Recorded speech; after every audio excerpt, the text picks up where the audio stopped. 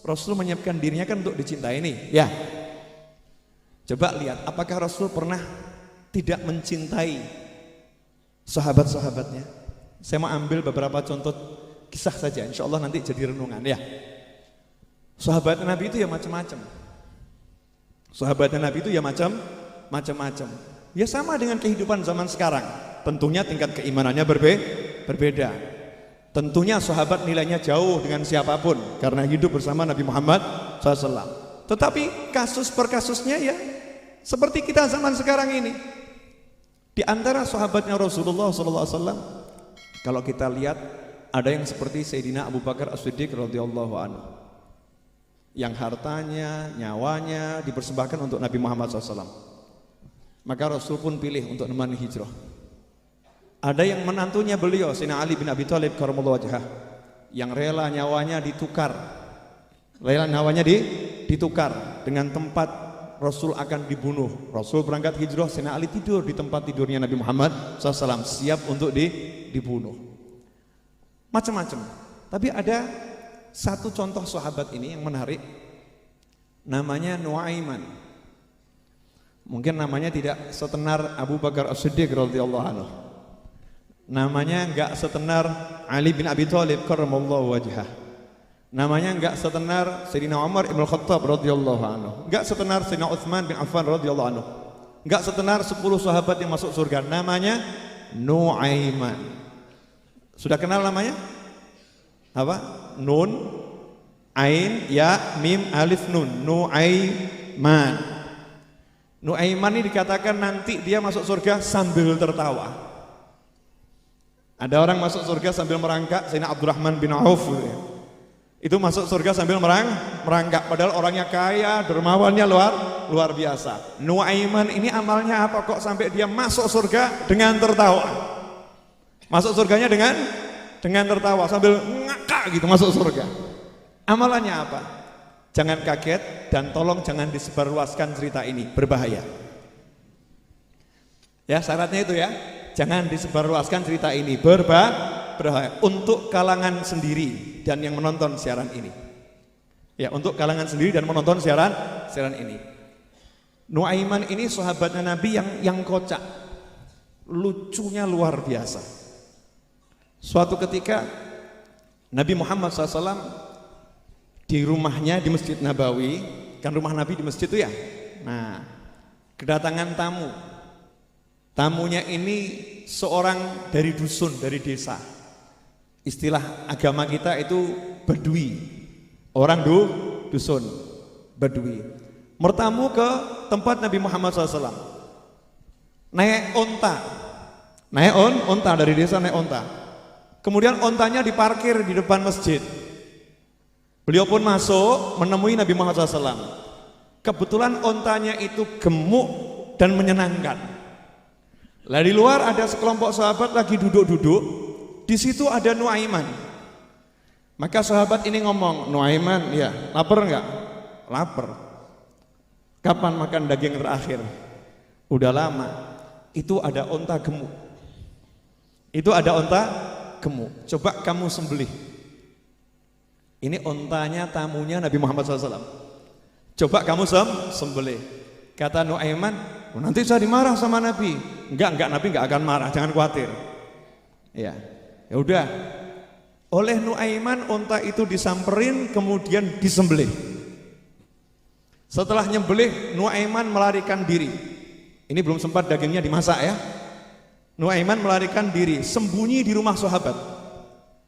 Nah, yang punya onta keluar mau pulang.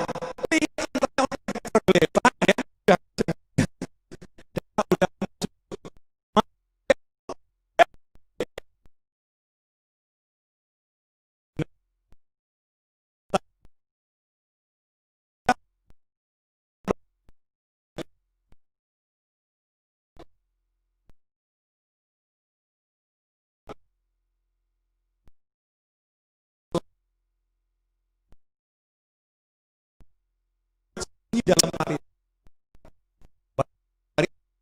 sembunyi di situ pelepah semuanya sama sahabat di mana Maka sahabat yang tahu Nuaiman di parit teriak, "Ya Rasulullah, saya nggak tahu Nuaiman ada di mana, tapi tangannya sambil menunjuk ke arah parit. Saya nggak tahu ya Rasulullah, Nuaiman ada di mana, nggak ngerti ya Rasulullah, benar nggak ngerti ya Rasulullah." Tapi tangannya nunjuk ke arah parit. Nuaiman merasa tenang, yes, Rasul nggak ngerti.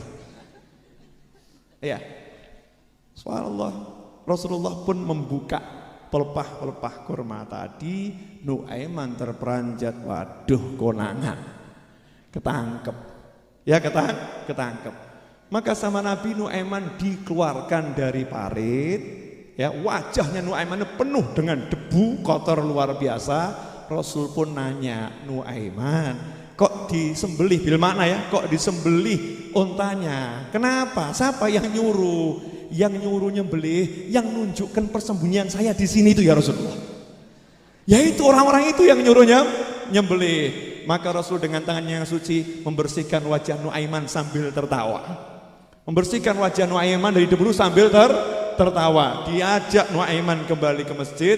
Kemudian Rasul nanya kepada Badui tadi, "Harga untamu berapa?" Dibayar oleh Kanjeng Nabi Muhammad SAW. Dan Rasul tersenyum, gak marah. "Jenengan jangan praktek ambil motor di sini dijual, jangan.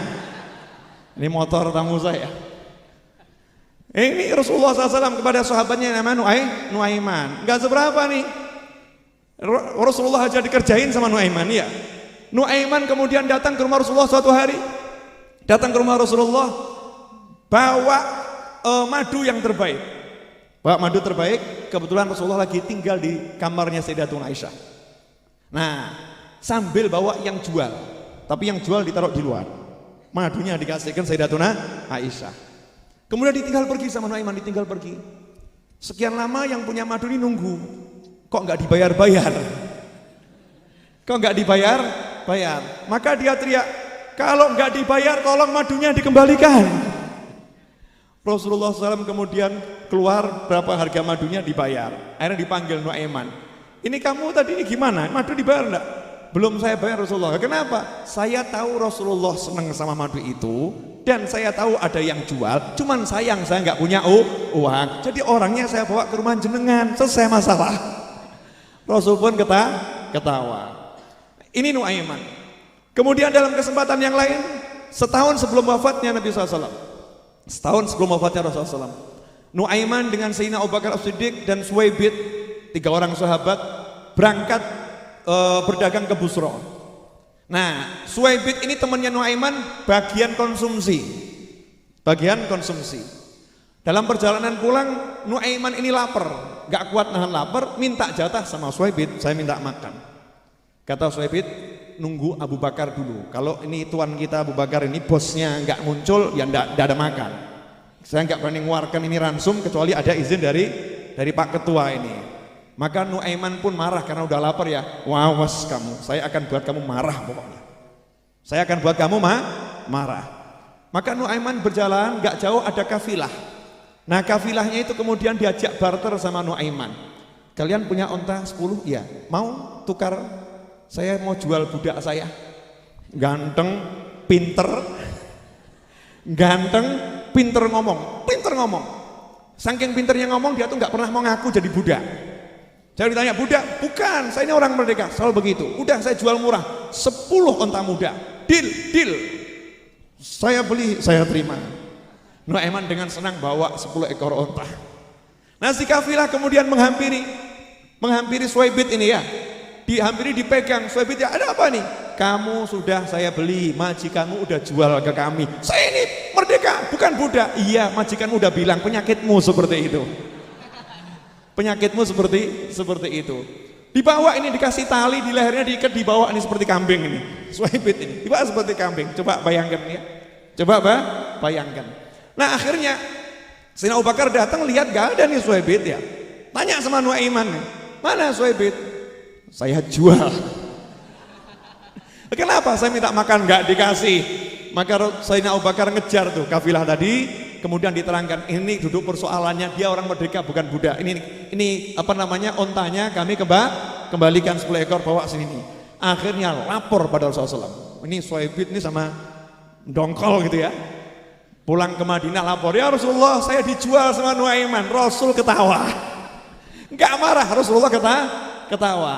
Nah ini Nuaiman inilah sahabat yang waktu itu belum bisa total meninggalkan minuman keras. Belum bisa total meninggalkan minuman keras. Karena dulu minuman keras di Mekah, ya di Mekah itu orang Arab, minuman keras seperti kita kalau minum air tiap hari atau yang jago ngeteh minum teh itu. Maka begitu diharamkan tuh masih ada yang susah meninggalkan karena udah tanjul gatok ya. Jadi satu susah. Tapi Nuaiman ini gentle. Kalau mabuk ya ditangkap, minta hukum saya. Ya ketangkep dihukum sampai 4 kali ketangkep dan dihukum, dicambuk gitu. Nah yang keempat kali ini ada sahabat yang jengkel, ini Nuaiman keterlaluan ini. Udah sampai Rasul sendiri yang menghukum ya masih mabuk saja dia, masih mabuk saja. Makanya ada yang melaknat, ya Allah laknat dia, laknat Allah semoga untukmu. Dengar seperti itu Nabi Muhammad SAW bukan mengiyakan, justru marah dan mengatakan la tala'nuh, jangan kamu laknat Nuaiman ini. Demi Allah sungguh aku melihat hatinya mencintai Allah dan Rasulnya. Hatinya mencintai Allah dan Rasulnya. Ini yang model seperti Nuaiman ini disayang oleh Nabi SAW. Disayang. Amalnya apa nih? Buat ketawa orang, tapi jangan jadi pelawak. Ya, buat ketawa orang dari hati ya, polos. Di masa Sayyidina Utsman bin Affan, nah ini lebih keterlaluan lagi. Jangan dicontoh loh ya. Jenengan bukan Nuaiman. Saya cuma mau ngambil cerita ini biar orang agak terbuka. Jadi sahabat Rasulullah itu macam dan Rasul mencintai sahabatnya yang model seperti apapun. Nanti saya akan tunjukkan maksud saya cerita ini apa untuk nutup ya. Di masanya Sayyidina Utsman bin Affan radhiyallahu anhu, ada orang buta. Orang buta jalan cari toilet. Toiletnya di mana? Toilet di mana? Nuaiman dengar. Sama Nuaiman dihampiri, "Mari Pak, saya antar." Digandeng, dibawa masuk Masjid Nabawi. Taruh. Maka lepas mau buang hajat kecil, satu masjid teriak, ini masjid. Maka yang tunanetra kan malu tadi ya, malu dia teriak, siapa yang gandeng saya tadi? Siapa tadi? Nuaiman. Kalau ketemu saya pukul pakai tongkat saya. Nuaiman lari dia. Beberapa hari kemudian yang buta ini lewat ke masjid, sama Nuaiman dihampirin, "Pak, iya mau ketemu Nuaiman?" "Iya, saya antarkan." "Iya, saya mau pukulin dia." Digandeng ini sama Nuaiman, diantarkan masuk masjid, kemudian persis ditaruh di depan mihrab. Ini Nuaiman, langsung di situ dipukulin. Maka orang teriak, "Hei, itu Utsman bin Affan." Sayyidina Utsman bin Affan radhiyallahu anhu. Ketawa sahabat, gak ada yang marah, itu anehnya. Sahabat sama Nuaiman itu gak ada yang marah. Kenapa? Karena Nuaiman dicintai oleh Nabi Muhammad SAW, penghiburnya para sahabat. Jadi enggak niat menghina, enggak, niatnya tuh ya guyon yang menyenangkan gitu. Tapi jangan ditiru, adatnya beda. Orang Arab dibegitukan nggak apa-apa. Orang lain dibegitukan mungkin mencak-mencak gitu ya, marah-marah. Nah ini hadirin dimuliakan Allah Ta'ala. Sahabat Nabi yang seperti ini itu dicintai oleh Nabi Muhammad SAW. Lan jenengan saya ini umatnya, kita punya kekurangan, tapi jangan takut untuk cari cintanya Rasulullah. Isomu apa gitu? Bisanya apa? Bisanya sholawatan, ya sholawatan. Ya, yang bisanya sedekah, yo sedekah. Bisanya nyapu, yo nyapu. Apapun yang bisa, tunjukkan. Saya ya Rasulullah pengen kamu cintai. Aku tresno jenengan. Saya betul-betul cinta kamu ya Rasulullah. Tapi ya model saya begini, nggak apa-apa. Model jenengan seperti apapun diterima. Mau Rasul udah bilang kok, syafaati li ahlil kabair min ummati. Umatku sing dosane gede-gede, tak cepakno syafaat. Saya siapkan syafaat. Jangan putus asa untuk mendapatkan cintanya Rasulullah.